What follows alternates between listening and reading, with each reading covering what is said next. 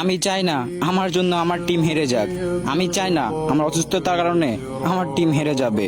আমি শুধু চাই আমার টিম জিততে। আমি শুধু চাই আমার টিমকে জিততে দেখতে। আমি যদি হারিয়েও যাই তবে আমার টিমকে আমি জিতিয়েই যাব।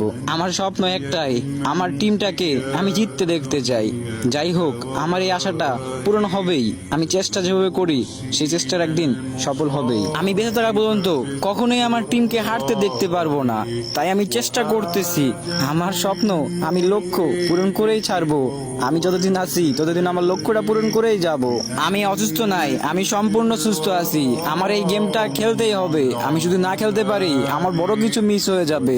আমার স্বপ্নটা, লক্ষ্যটা, আমার সবকিছু চলে যাবে। আমার কেরিয়ার নষ্ট হয়ে যাবে। আমি চাই না যে আমার একটু অসুস্থ থাকার কারণে আমার কেরিয়ারটা নষ্ট হয়ে যাক। আমি যেটা করতেছি সেটা আমি করবই।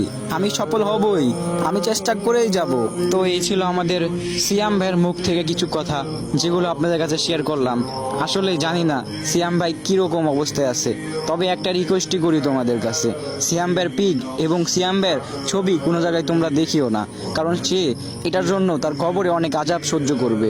তো আপনাদের কাছে একটা রিকোয়েস্টই থাকতেছে, কোনোভাবে কোনো ছবি বা কোনো কিছু পোস্ট করেন না সিয়াম ভাই। আর আপনাদের কাছে একটা রিকোয়েস্টই করি, এই ভিডিওটা শেয়ার করেন, যাতে যারা ছাড়তেছে পিক আর ছবি তারা যাতে বন্ধ করে দেয়, যারা ছাড়ছে তারা প্রাইভেট করে দেয়। তোমরা দয়া করে ভিডিওটা শেয়ার করে দিবা।